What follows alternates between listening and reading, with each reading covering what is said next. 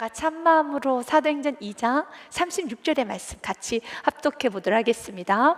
그런즉 이스라엘 온 집은 확실히 알지니 너희가 십자가에 못 박은 이 예수님을 하나님이 주와 그리스도가 되게 하셨느니라 하니라. 아멘. 사랑하는 여러분, 인생을 살다 보면은 내가 때로는 단호하게 말해야 될 때가 있습니다. 사랑하는 여러분, 오늘 베드로는 확실히 알아라 라고 하면서 그가 복음을 전하고 있습니다. 그러나 베드로가 복음을 전한다는 것은 베드로에게서 무척 어려운 일입니다. 왜 그렇습니까? 베드로는 예수님을 부인했던 시간이 있었습니다. 저주까지 하고 떠났던 시간이 있었기 때문에 어떻게 베드로가 누군가에게 회개하셔야 합니다. 당신이 예수님 십자가에 못 박았습니다 라는 그 메시지를 전한다는 거 무척 부담스럽습니다. 그러나 베드로는 전합니다. 정직하게 전합니다. 축소하지도 않습니다. 확대하지도 않습니다. 정직하게 전합니다. 앤드류 카네기입니다. 정직이란 사실을 사실대로 말하는 것에서 시작하여 그 사실에 아무것도 덧붙이지 않는 지혜로 완성된다라고 그랬어요. 내가 사실을 사실대로 말할 때 역사가 일어납니다. 진리는 나의 감정과 나의 상처를 얻는 것이 아니라 사실을 사실대로 말할 수 있어야 되는 것입니다. 오늘 베드로가 26절, 36절 말씀에 보니 그런즉 이스라엘 온 집은 확실히 알지니 라고 하면서 너희가 십자가에 못 박은 이 예수를, 누가 십자가에 못 박았다고 합니까? 너희가 바로 유대인들을 말합니다. 유대인들은 로마의 손을 빌려서 예수님 십자가에 못 박았습니다. 유대인들은 예수님을 죽일 권한은 없었기 때문에 로마인들의 손을 빌렸죠. 그러나 베드로는 너희가 예수님을 십자가에 못 박았다. 그러나 이 예수님을 하나님이 주라는 것, 키리오스, 만물의 주인으로 세우셨고, 또 하나님께서 너희가 죽인 그 예수님을 그리스도, 기름 부음 받은 자로, 메시아로 세우셨다라는 것입니다. 그렇습니다. 우리는 예수님을 죽였습니다. 그러나 예수님은 살아나셨죠. 부활하셨습니다. 이 부분에 있어서 빌립보서 2장 말씀을 보면 아주 구체적으로 기록이 되어 있습니다. 그는 근본 하나님의 본체시나 예수님에 관한 말씀입니다. 예수님은 근본 하나님의 본체시나 하나님과 동등됨을 취할 것을 여기지 아니하시고 오히려 자기를 비워 종의 형체를 가지사 사람들과 같이 사람의 모양으로 오셨고 사람의 모양으로 나타나사 자기를 낮추시고 죽기까지 복종하셨으니 곧 십자가에 죽으십니다. 죄인을 위하여서 십자가에서 죽으셨어요. 그러나 죽음으로 끝나는 것이 아니라 이름으로 하나님께서 그를 지극히 높여 모든 이름 위에 뛰어난 이름을 주사 하늘에 있는 자들과 땅에 있는 자들과 땅 아래에 있는 자들로 모든 무릎을 예수님의 이름에 꿇게 하시고, 같이 읽습니다. 모든 이름을 예수 그리스도를 주라시나요 하나님 아버지께 영광을 돌리게 하셨느니라. 아멘. 그렇습니다. 우리는 예수님을 죽였지만 하나님께서는 예수님을 일으켜 세우셔서 주로 세우셨습니다. 그리스도로 세우셨습니다. 그럴 때 우리는 이렇게 생각합니다. 나는 예수님을 죽이지 않았는데, 나는 예수님께 단 한 번도 망치질과 채찍을 들지 않았는데. 맞아요. 우리는 2000년 전에 그 시간에 예수님을 십자가에 못 박는 그 현장에 있지는 않았습니다. 그러나 정말 우리가 예수님을 죽이지 않았을까요? 예수님이 죽으신 이유는 한 가지죠. 죄인을 대신하기 위해서 예수님은 죽으셨지요. 그렇다면 죄인은 누구일까요? 성경에서는 죄인을 누구라고 말하나요? 요한복음 말씀에 보면은 죄인의 정의가 나옵니다. 죄인이란 바로 9절 말씀에 보니 찬빛, 곧 세상에 와서 각 사람을 비추는 빛이 있었다니 그 빛은 예수 그리스도를 말합니다. 빛이 오셨습니다. 주인이 오셨습니다. 그러면 그 주인을 모셔야 되는 것이 마땅한 것이죠. 그가 세상에 계셨으며 세상은 그로 말미암아 지은 바 되었을 때 예수님이 지으셨다는 겁니다. 그분이 주인이시라는 것입니다. 그분이 창조주이십니다. 예수님으로 말미암아 지은 바 되었을 때 세상이 그를 알지 못하였고 자기 땅에 오매 그분이 주인이라는 겁니다. 자기 땅 땅에 오매 자기 백성이 영접하지 아니하였으나 바로 이것이 죄입니다. 주인이 오셨는데 주인을 주인으로 모시지 않고 내가 주인처럼 사는 거. 예수님이 주인이십니다. 예수님이 통치자이십니다. 예수님 만물의 주인이십니다. 그러면 그 주인이 오셨었을 때 피조물이 나는 주인을 왕으로 주인으로 모셔야 되는데 내가 여전히 주인이어서 내 마음대로 살아가는 거, 그것이 죄입니다. 죄인은 하나님을 몰아내는 겁니다. 하나님 나의 왕으로 모시지 않는 겁니다. 나의 주인으로 삼지 않고 내가 주인에서 내 마음대로 사는 것이죠. 마치 세상은 그렇습니다. 세상은 하나님 만드신 천지 만물 아래에 살면서도 마치 내가 주인인 것 마냥, 어떤 사람은 물질이 주인인 것처럼, 어떤 명예가 주인이고 사람이 주인인 것처럼 사람을 숭배하기도 하고 물질을 우상 삼기도 하고 또한 지식과 경험을 우상 삼으며 그것을 최고로 여기는데 그 모든 것이 다 죄지요. 그것이 바로 죄인의 삶이라는 겁니다. 그러나 의인이 있습니다. 의로운 자는 어떤 자입니까? 예수님을 주인으로 모시는 겁니다. 영접하는 자, 주인이 오셨기 때문에, 만물의 구원의 주가 오셨기 때문에 그분을 영접하는 자, 그 이름을 믿는 자들에게는 하나님의 자녀가 되는 권세를 주셨으니, 그러나 이 모든 것은 내가 예수님을 나의 구원자로 모시는 것, 나의 왕으로, 나의 주인으로 모시는 것은 이건 나의 힘은 아닙니다. 은혜입니다. 그래서 이는 혈통으로나 육종으로나 사람의 뜻으로 나지 아니하고 오직 하나님께로부터 난 자들이니라 라고 되어 있어요. 에베소서 2장 말씀에 보면은 조금 더 구체적으로 이것은 하나님의 은혜입니다, 선물입니다 라는 표현이 되어 있어요. 긍휼이 풍성하신 하나님이 우리를 사랑하신 그 큰 사랑으로 인하여 허물러 죽은 우리를 그리스도와 함께 살리셨고 너희는 은혜로 구원을 받은 것이다. 나의 힘이 아니라는 겁니다.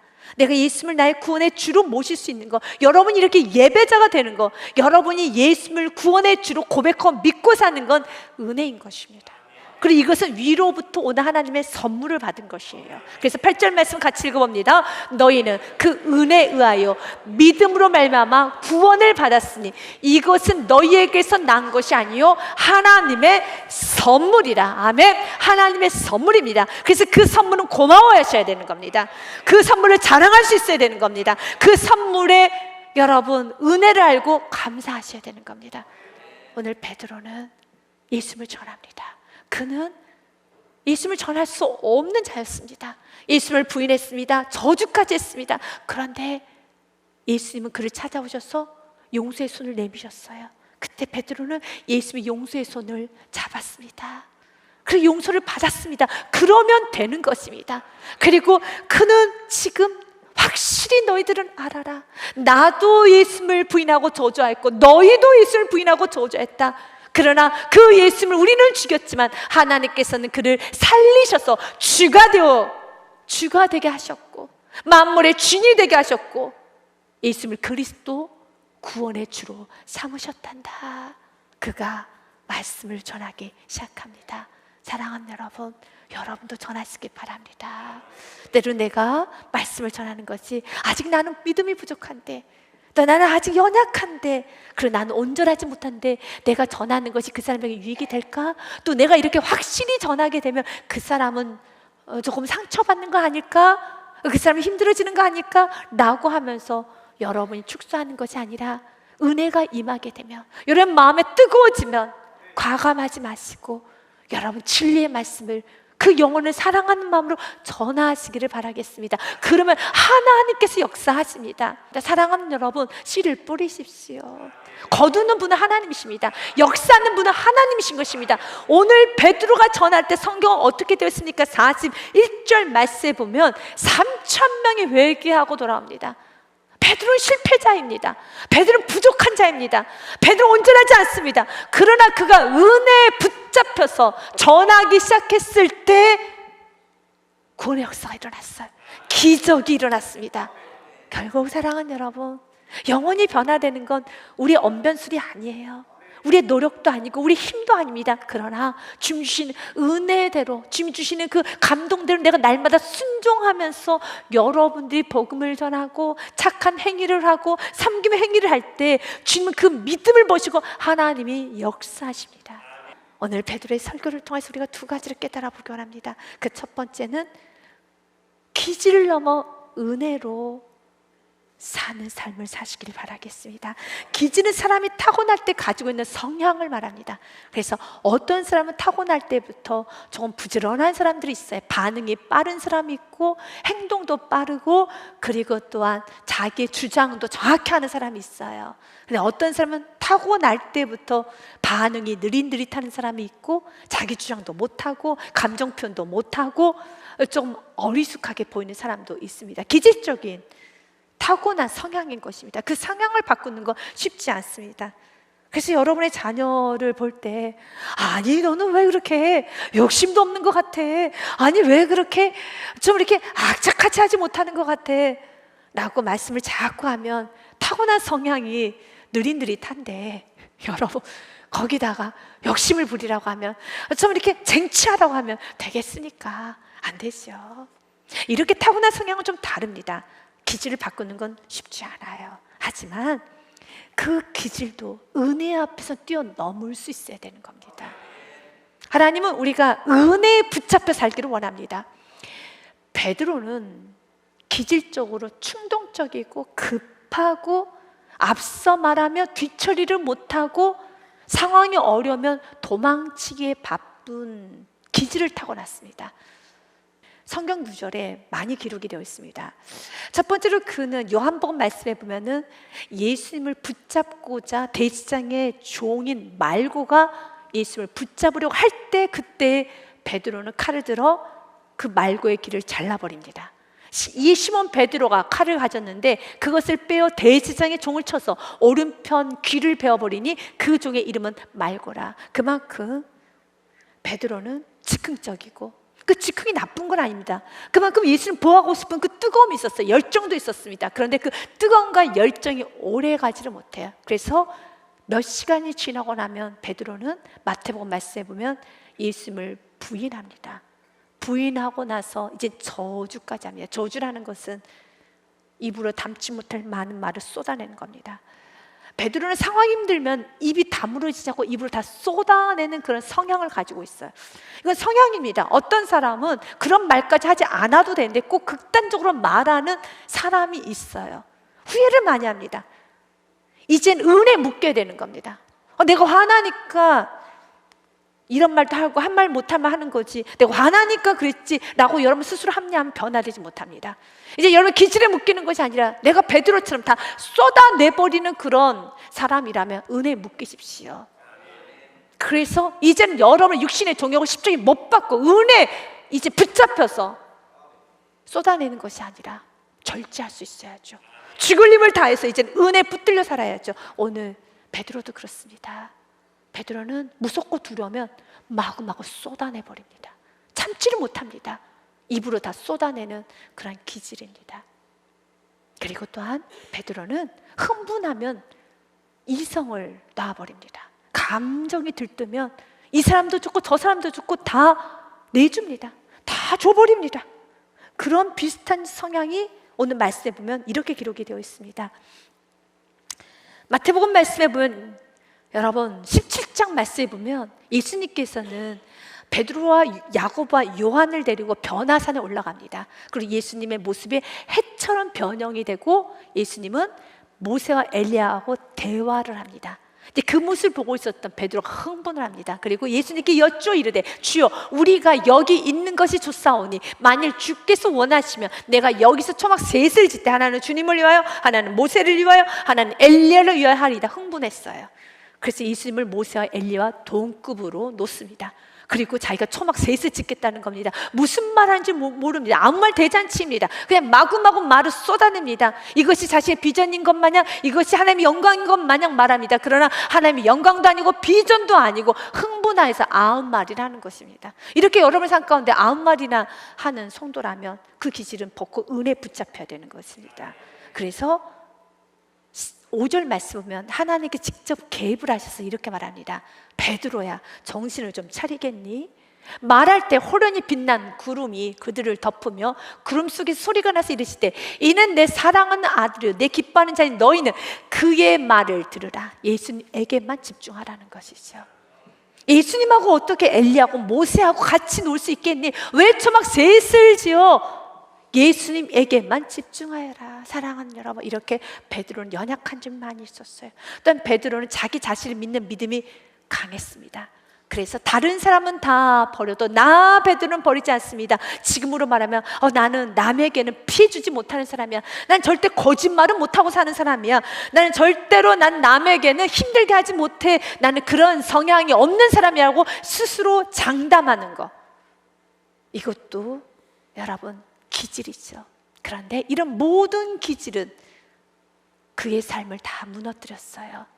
그는 호언장담했지만 예수를 버렸고 저주까지 했습니다. 나의 기질은, 나의 성격은, 나의 믿음은 끝까지 가지 못하게 하는 겁니다. 은혜에 붙들려야 되는 겁니다. 이제 베드로는 은혜에 붙들려서 그의 설교를 보면 자신의 경험을 자랑하는 것이 아니요, 자신의 과거를 자랑하고 자신이 받은 은혜를 여러분 내세우는 것이 아니라 그는 한 가지, 오직 말씀을 전하면서 내가 어디서 구원받았는가, 내가 어떤 상태에서 구원받았는가, 은혜만을 전하고 있습니다. 베드로에 관하여서 찰스 스펄전 목사님은 이렇게 좀 말을 합니다. 베드로 훌륭한 엔진을 가졌으나 너무 훌륭하지요. 그에겐 열정도 있었고 진취적입니다. 뜨거움도 있었습니다. 그러나 브레이크 없는 자동차와 같았다. 그의 열정은 주변 사람들을 따뜻하게 하기보다 때로는 당황하게 만들었다. 그러나 주님은 그 브레이크 없는 엔진을 폐기하지 않으셨다. 대신 그 엔진의 방향을 자기 증명해서 그리스도의 증거로 바꾸셨다. 그렇죠. 과거 베드로는 자기를 증명했습니다. 나는 다른 사람은 버리지 않아도 나는 예수를 버리지 않습니다. 나 베드로는 그러나 자기를 증명하는 것이 아니라 그리스도를 증거했다는 겁니다. 그러면 능력이 나갑니다. 기질은 죄가 아니다. 은혜에 복종되지 않는 기질이 문제일 뿐입니다. A.W. 토저도 이런 말을 합니다. 기질이 은혜를 만나면 사명이 됩니다. 여러분의 뜨거움, 또 때로는 조급함도 기질이죠. 그러나 조급함은 은혜를 만나면 여러분 일을 빠르게 처리하는 여러분 이 처리 능력이 여러분에게 있게 되는 것입니다. 기질이 은혜를 만나면 사명이 되고, 그러나 기질이 욕심을 만나면 재앙이 되죠. 그래서 이제는 나 연약한 기질도 언제나 은혜 앞에서는, 예수 그리스도 앞에서는 복종을 시키시고, 그리고 언제나 은혜에 순종하십시오. 예수 그리스도를 전하시길 바랍니다. 너무 근사한 일이 일어나게 될 것입니다. 두 번째로 열정을 넘어 지혜로 살으셔야 됩니다. 베드로는 지혜롭게 복음을 전합니다. 과거 베드로는 열정이 시 배와 그물을 버렸지만 그는 남는 건 아무것도 없었습니다. 그러나 이제 그는 자신의 열정을 내세우는 것이 아니라 정말 지혜가 임하게 되네요. 그 지혜가 무엇인가? 그의 설교를 보면 알 수가 있습니다. 베드로의 설교를 듣고 너희가 예수를 죽였다라는 그 설교를 듣고 모든 사람들이 마음에 찔려합니다. 그리고 베드로에게 묻습니다. 어찌할꼬? 그들이 이 말을 듣고 마음에 찔려 베드로와 다른 사도에게 물어 이르되 형제들아 우리가 어찌할꼬 하거늘. 그때 베드로가 이렇게 말하네요. 같이 읽어봅니다. 베드로가 이르되 너희가 회개하여 각각 예수 그리스도의 이름을 세례를 받고 죄 사함을 받으라. 그리하면 성령의 선물을 받으리니. 아멘. 마태 마가 누가 요한복음에 베드로가 했던 모든 말과 그의 삶을 보면 단 한 번도 38절 같은 그런 말과 행동을 한 적이 없어요. 베드로는 은혜 받으면 흥분합니다. 감정으로만 충만합니다. 그리고 마치 주님 여기가 좋사오니 초막 셋을 짓고 우리 내려가지 말아요. 우리 여기서 평생 살아요 라고 했던 것이 베드로였습니다. 그러나 이제 베드로가 지혜롭게 말씀을 전합니다. 그의 삶이 지혜로워지기 시작합니다. 지혜가 무엇입니까? 세 가지를 하는 것이 지혜예요. 은혜를 받았으면 회개하는 겁니다. 회개라는 것은 돌이키는 거예요. 나의 생각이 바뀌어져야 되고 행동이 바꿔져야 되고 언어가 바꿔져야 되며 결정이 바꿔져야 되는 겁니다. 회개하는 겁니다. 돌이키는 겁니다. 이제 베드로 너희는 회개하여라. 은혜 받았어. 어찌할꼬 회개하여라. 두 번째로는 예수 그리스도 이름을 세례를 받는다는 것은 공동체 안으로 들어오라는 것이죠. 이제 공동체 안에서 꺾여지라는 것이죠. 다듬어지라는 것이죠. 초막 셋을 짓고 변화산에서 하루 종일 있겠다 하지 말고 일상의 영성으로 살아가셔야 되는 것입니다. 주님은 우리가 그렇게 살기를 원합니다. 은혜 받았으면 세례를 받듯이 나눈 죽고 예수가 살아가는 삶, 공동체 안에서 꺾이는 겁니다. 가정이란 공동체 안으로 들어가셔야 됩니다. 회사, 사업장, 나의 삶의 터전, 어떤 교회 안에 있는 공동체 안에서 다듬어지라는 것이죠. 은혜 받은 자는 공동체 안으로 들어오는 겁니다. 또한 성령을 선물로 받으라는 것은 이제는 성령님과 동행하는 삶, 성령님과 교제하면서 이제 항상 내가 앞선 인생이 아니라 성령님, 내가 이 말을 해도 좋을까요? 성령님을 의지합니다. 내가 앞서지 않기 원합니다. 내가 앞서 말하지 않기 원합니다. 앞서 행동하지 않기 원합니다. 앞서서 결정하지 않기 원합니다. 성령님 나를 다스려 주시옵소서 라고 언제나 성령과 교제하고 동행하기를 원하는 삶, 지혜로운 삶이죠. 바로 베드로는 전합니다. 어찌할까 하는 그들에게 돌이키라. 이제는 공동체에 들어가서 각자 일상의 영성의 그 은혜를 그들 삶 가운데 보여줘라. 성령님과 동행하라 라는 말씀을 합니다. 그리고 베드로도 설교자의 위치에만 있는 것이 아니라 베드로도 설교자 자리에서 마쳤으면 내려와서 오로지 기도에 힘쓰니라. 이것이 바로 은혜 받은 자들의 모습이었습니다. 그래서 42절 말씀 보면 그들이, 베드로를 포함한 모든 성도님들이 사도의 가르침을 받아 서로 교제하고 떡을 떼며 오로지 기도에 힘쓰니라. 아멘. 이 사도의 가르침을 받는다는 것은 이제는 받을 수 있는 심령이 되었다는 겁니다. 과거 베드로는 받아들인 심령이 못했습니다. 그래서 예수님께서 베드로야, 너가 다구기 전에 3번 나를 부인하리라고 말씀을 하였지만 베드로는 계속 거부만 합니다. 나는 결코 예수님을 부인하지 않아요. 요한은, 야고보는 예수님을 부인하여도 나 베드로는 부인하지 않습니다 라고 그는 거부합니다. 그러나 이제 지혜로운 베드로는, 어떤 지혜로운 성도는 사도의 가르침을 받을 수 있습니다. 사랑하는 여러분, 여러분도 이제 지혜로운 성도가 되셔야 되는 겁니다. 지혜로운 성도는 사도의 가르침을 받듯이 말씀의 경고를 받는 겁니다. 말씀의 가르침을 받는 것입니다. 말씀의 터치를 받는 것입니다. 말씀의 관여를 받는 것입니다. 그래서 서로 교제하며 떡을 대며 오로지 기도하기를 힘씁니다. 자기 연약함을 알고 주님께 매달리는 것입니다. 주님은 우리가 이제는 베드로처럼 살기 원합니다. 이제는 자신의 기질과 연약함을 뒤로하고 은혜에 묶여 살기를 원합니다. 그리고 이제는 자신의 열정을 넘어서 지혜로운 삶을 자기 자신부터 살고, 그리고 사람들을 지혜롭게 이끌어주기를 원합니다. 사랑하는 여러분, 이제는 우리의 삶에 아름다운 열매가 맺어질 때가 되었습니다. 여러분의 시편 126편의 말씀을 선물로 나누며 말씀을 마무리하고자 합니다. 같이 읽어봅니다. 눈물을 흘리며 씨를 뿌린 자는 기쁨으로 거두리로다. 아멘. 이번 한 주간 제 마음을 굉장히 크게 감동했던 말씀이었습니다. 뿌리지도 않았는데 도대체 뭘 거두려고 하느냐? 나는 그 은혜를 받았습니다. 그렇습니다. 때로는 뿌렸는데도 여러분 거두지 못한 날도 있을 겁니다. 그러나 뿌리면 언젠가는 거둡니다.